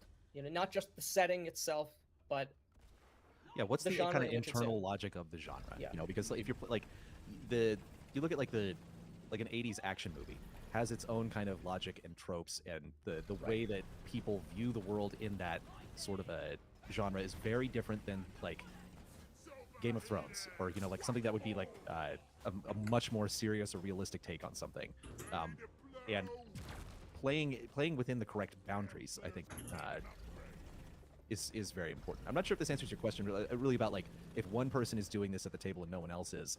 That's just it's gonna be that situation is gonna be a bad experience for everybody involved. Right, and it depends. Like you mentioned, I commented this in Aaron that we're gonna start messing with these people. So the genre of D&D matters how you would play it. Maybe you underestimated with these guys. Well, here's the thing. I didn't, because they know that is a good phrase to say and is ostensibly important to how the game plays, but when you bring that up in the context of, so you shouldn't waste a lot of fucking time role-playing, they look at you with confusion.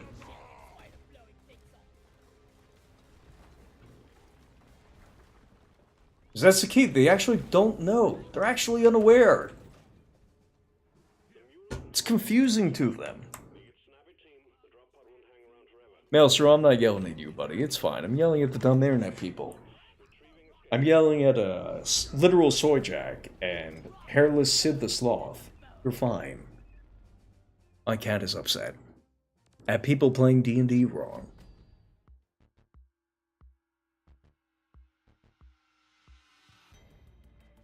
Bradford sums it up brilliantly. They share our vocabulary, but not our dictionary. Yeah, they're not aware of like the lexicon of fantasy adventure gamers. So I am going to find another timestamp to begin moving again. Where is it? Aha.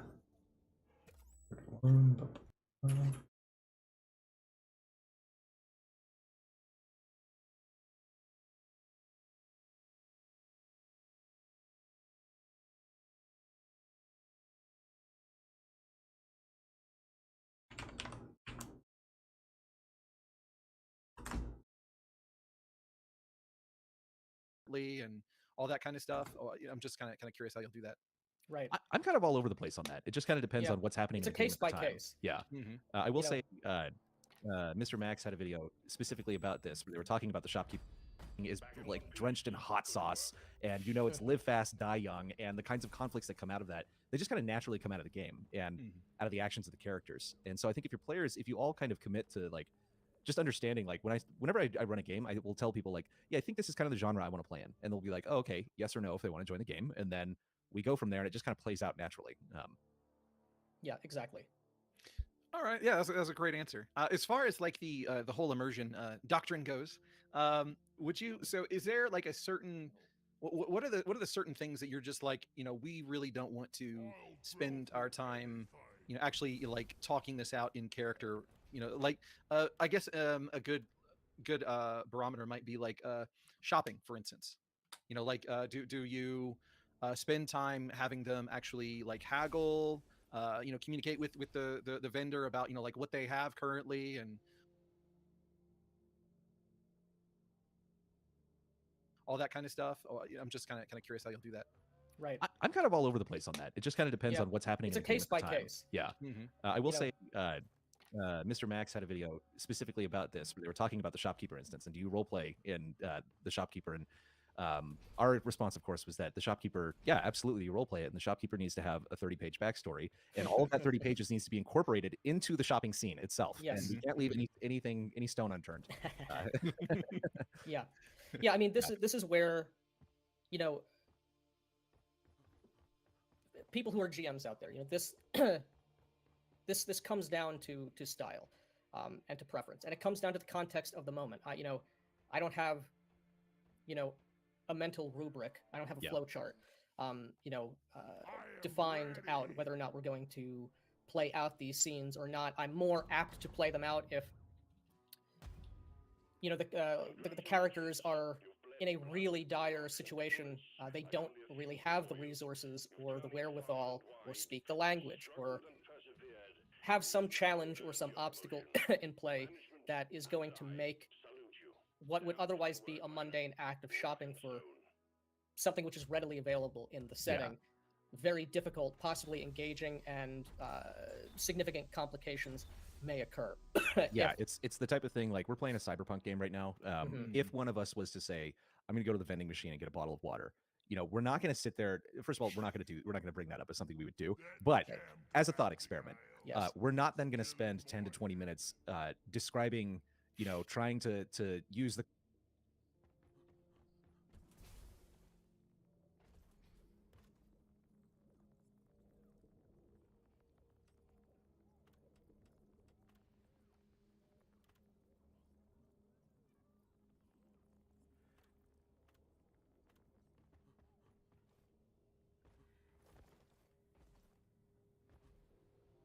Whoops, there we go.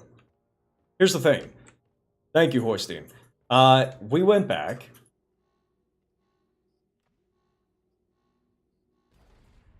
Wait, no. There we go. There we go. Yeah, we're good.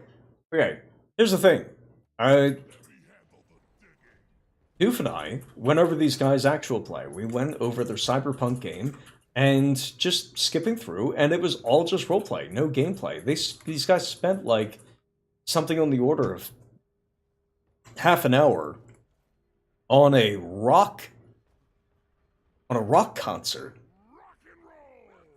where like one of the characters' ex-girlfriends threw a bra at them from on stage, and that was the game. That was it.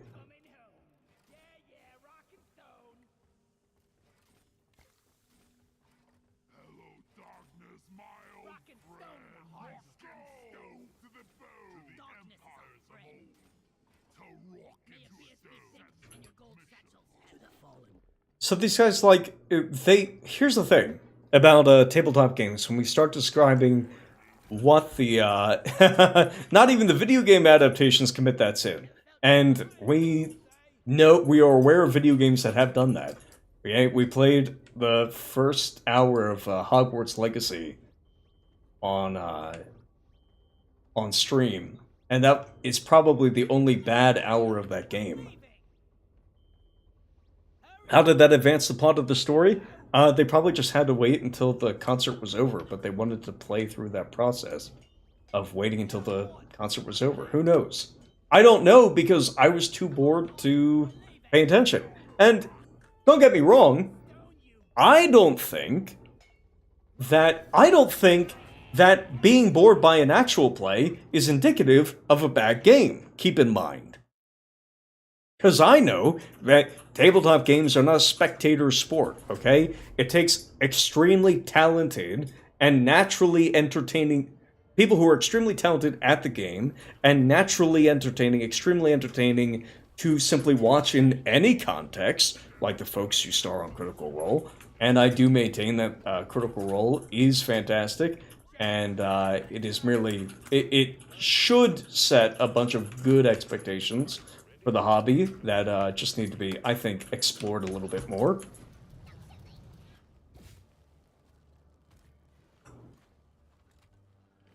And, like, it takes a situation like that to be really entertained by what's going on. However, folks like RPG is Dumb and folks like Black Lodge Games demand that you post your sessions online, because they do believe that those actual plays are indicative of whether or not you run a good game. So what's a man to do? I can only go off of what they explicitly say is their position. Okay, so Jeffrey Johnson says same deal with modular adventures where it takes what 3 to 4 sessions to play out a delve that takes 1 game day. Yeah, you know what that does? If that's a feature of modules, and I'm less familiar with modules because I've played scant few of them in any real way, which is probably why I have less of an opposition to them in theory. I'm like, yes, the backdrop for the things that the players are actually going to do, and giving the DM a preset, what is it, like a preset explanation or rate. Oh, there it is. There's the gold. I was like, I just destroyed all my gold. What the hell is that? What just... Oh, hello! Are we a robot? Foul elven technology.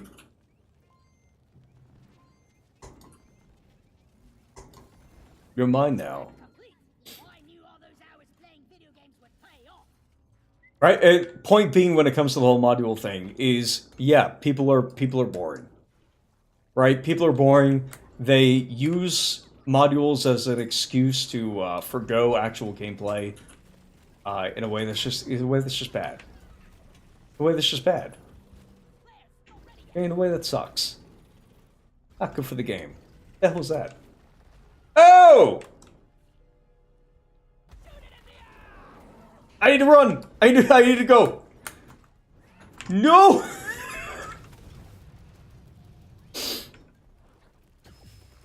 Leave me alone. Get out of here. Get!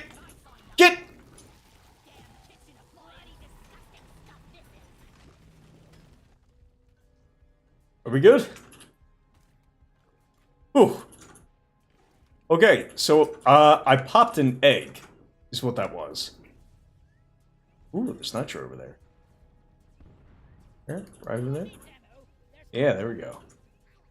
Alrighty. How's it going down there, guy? Oh, Jesus Christ. I ain't a problem!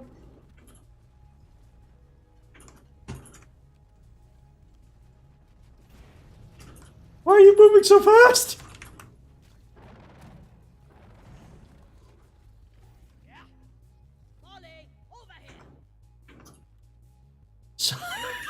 Jesus. Yeah, so the point is people will just take, like, they'll just spend, like, a ridiculous amount of time on nothing. Something that could have been, like, a single game day. Something that could have been a single event. A footnote in your campaign is dragged out to the utmost importance, and while everyone is aware that it could have been a footnote. It's very annoying. Hoisting says, man, at least the Powered by the Apocalypse guys don't waste hours on a single scene, and they use their 2d6 Oracle system that masquerades, and they use their 2d6 Oracle system that masquerades as a game system. Can't even say that for these fools based on what you just said. Bradford Walker says, I don't get their objection to written session reports because they run boring games. And they know that not only do they run boring games, but that all games are boring if observed rather than played, by and large. Well, this is something with Pickle too. Maybe I should just go back that way. I'm just going to go back this way. Take out my trusty Dwarven Terrain Scanner. New magic item for the folks. Dwarven Terrain Scanner. Increased chance of detecting slopes and secret doors and passages. 1 in 6 chance to know the dimensions of the next room over. What I'm doing right now is role-playing as dwarf. What's that noise? Where is it? Somewhere around here. That's another egg. Actually, you know what? If I'm clever about this.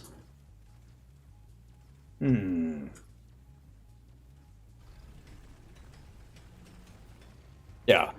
We're gonna let them continue on. Credit card on the machine, and you know the thing is not spinning enough, so the bottle is stuck. You know that's not really it. And I don't think anyone. I think roll to shake the machine. Yeah, exactly. Roll to shake It's the machine. we need vending machine shaking mechanics in the game, or it's not complete.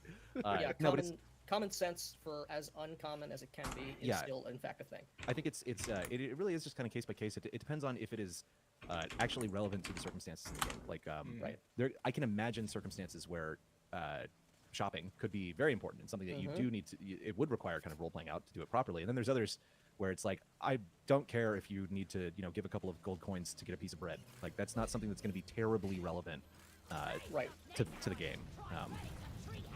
Right. So, yeah, exactly. Just kind of when we feel like it, I guess. Yeah, for lack of a where better there's term. possibility for conflict. For conflict. Yeah. Conflict is the correct answer I was looking for. Yeah. Okay. Yeah. I got you. Well, so this kind of brings another thought. So y'all talked about Cyberpunk, World of Darkness, and a lot of other games. I'm thinking that, and also Lion and Dragon, which like that was one of the very first. Obsessed. Yeah. Yeah, that was one of the very first games I made videos of on my channel, because I was like, there aren't really there's nobody really talking about this game, and it's kind of a crime. Yeah. But so I feel like one of the reasons you might be butting your heads so hard against a large section of the OSR, which the OSR is.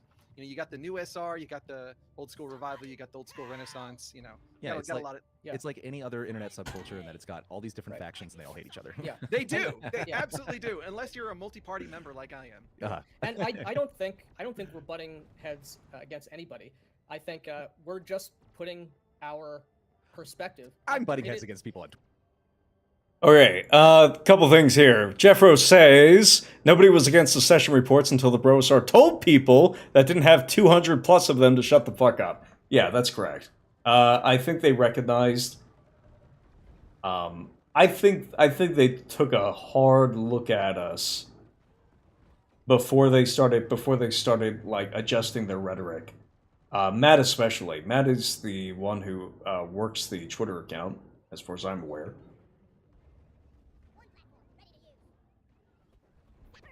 Twitter. Oops.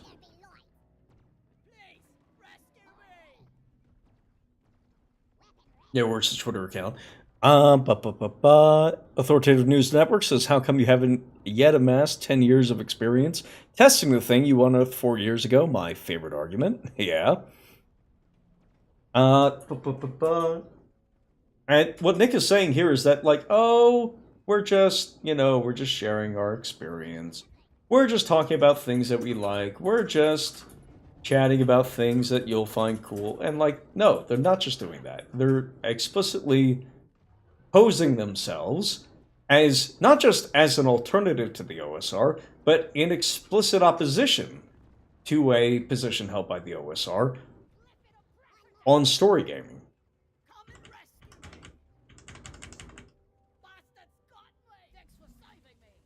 Perhaps, but it's not something we're losing sleep over. When Right, it comes of down course, to it, yeah. at the end of the day, we're putting, it's like we said at the beginning, we're putting our perspective, our correct perspective out there, without apologies and Yeah. without compromises, and take it or leave it.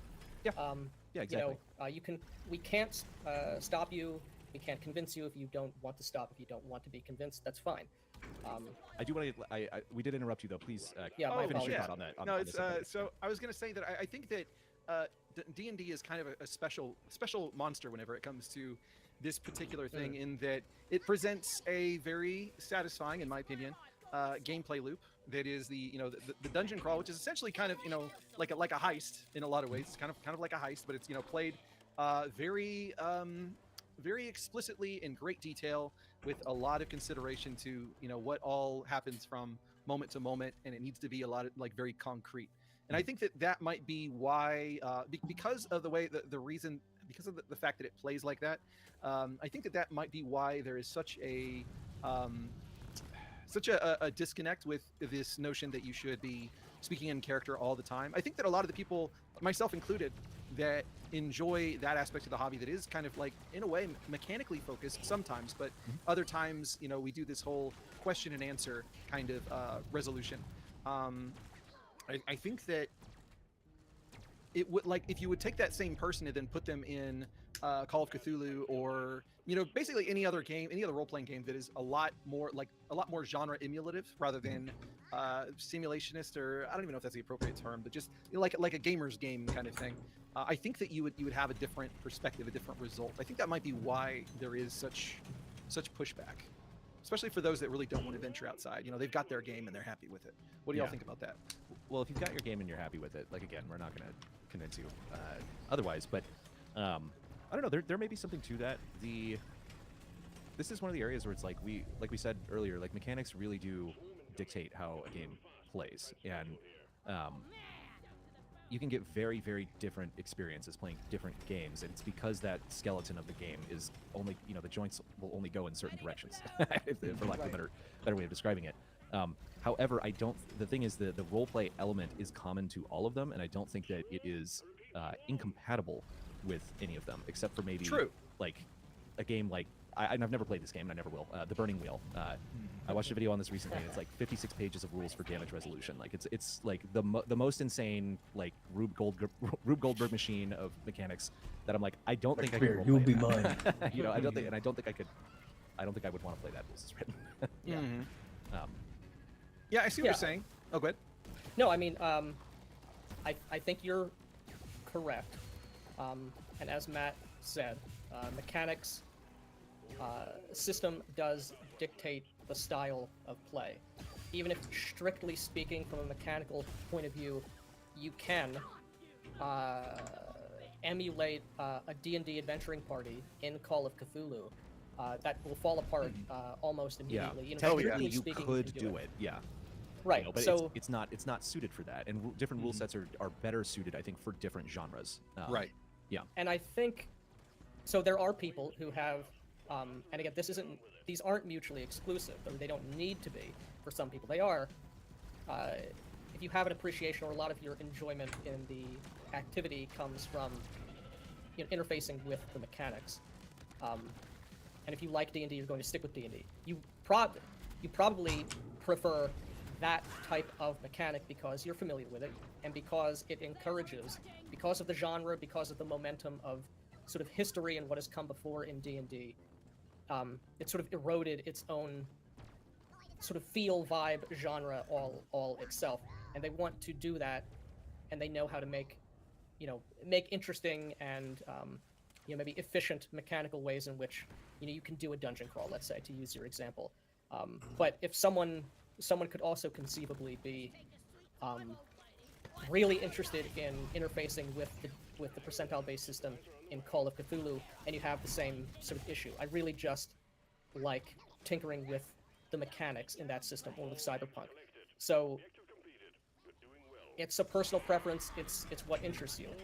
If what interests you is primarily the mechanics, and you don't really care about the roleplay, or it's an afterthought for you, system matters. But if you don't care about the roleplay, it's not going to matter what game you're in. And like we've said, it's like, it's not that we're like, oh, you're playing that rule system wrong. It's that it's like you're just gonna miss out on something really cool. Like, it's not. That's what it is. You're gonna miss. I'm gonna miss out on somebody crying. I'm gonna miss out on somebody crying. That's the gist here. I'm gonna miss out on somebody crying. Hoisting says, so to boil this all down, these guys want D&D to be an improv session, are not willing to just go play a game that is all improv, or just go do full-on improv. That's kind of the issue with a lot of story gamers, is they're not really, usually, and this is going to sound harsh, but I do mean it in, like, the best, with the best of intentions, is that they're generally speaking, not always, but oftentimes, not really creative people. And so the problem they run into, you understand, is that because they're not creative, they need some other structure. They need something to provide them with a reason to have fun and roleplay. Where that becomes an issue is they basically rely, and I remember doing a stream where I explained this concept. It's like the folks who play multiplayer and campaign mode when it comes to Halo versus the kids who use the theater mode to make machinimas. Right? Is that Halo is coincidentally, Halo is a mechanical game. You play it because the gunplay feels good, or else you don't play at all. And coincidentally, the gunplay is so good, and certain elements of the game are so good, that they also happen to have these other qualities to them. Like, Halo, for instance, happens to have a very cinematic quality to it. And because it has that cinematic quality, it can actually be very entertaining to watch. However, the people who like Halo for its cinematic quality, and like theater mode, couldn't then go produce the multiplayer and campaign modes of Halo, right? The folks who like the cinematic, you could say descriptive, spectator-friendly elements of Halo could not reverse engineer those elements to produce fun mechanics or gameplay. However, the people who can produce fun mechanics and gameplay can, sometimes by accident, sometimes intentionally, sometimes a little mix of both, produce a game that is that's quite entertaining, for other reasons than just being mechanically enjoyable. When it comes to story gamers and tabletop RPGs, they are the theater group, literally. They're the folks who cannot reverse engineer their own games. Remember, evil cannot create; it can only corrupt and destroy. So they rely on the presence of people who engage in actual games to produce the skeleton, at the very least, for what's going to be their source of entertainment, which is crying at the table.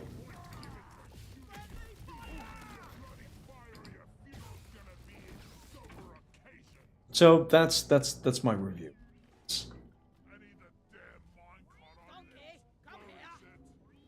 I think I'm basically done with these guys. I think maybe we're done the stream. I'm gonna edit the stream to indicate that we did not, in fact, go through recording the editor cap. I think I'm gonna release that video tomorrow.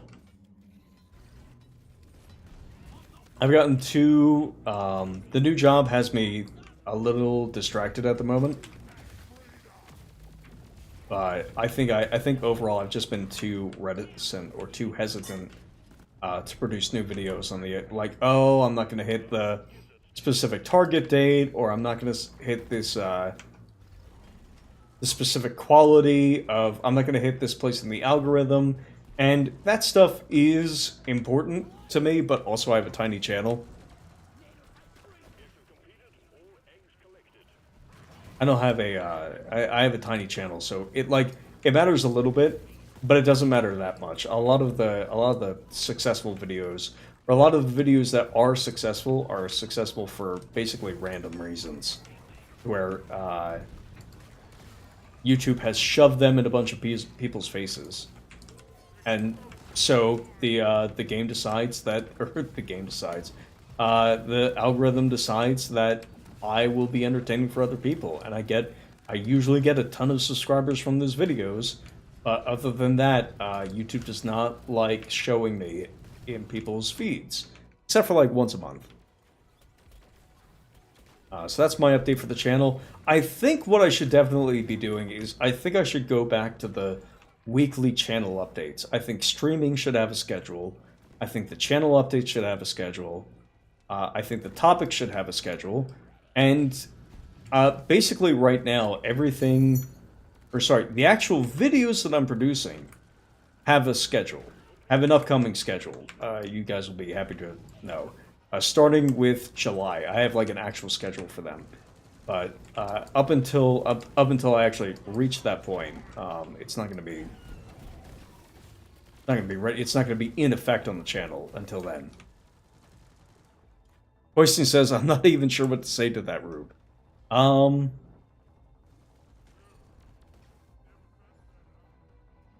you hungry?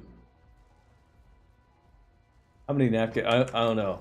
I could come up with something, but it's okay if you don't have a specific response. But other than that, thanks for hanging out. We actually did manage to get a bunch of people about halfway through, so I'm going to try to pay attention to like what kind of schedules work for folks when it comes to running these live streams.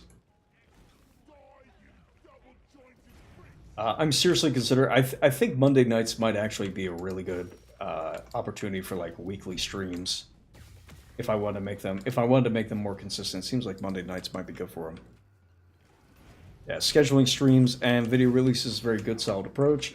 Yeah, I think if I go back to releasing video updates and previews, like those mixed channel updates and previews that I did pretty much every week, one, it keeps me on a slightly better schedule because I'm more focused on making sure that I at the very least have like a chapter for a video ready on a given schedule. And in addition to that,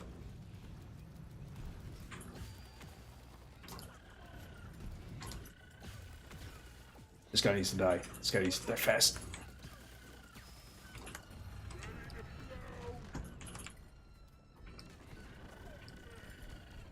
Crap. Where'd it go?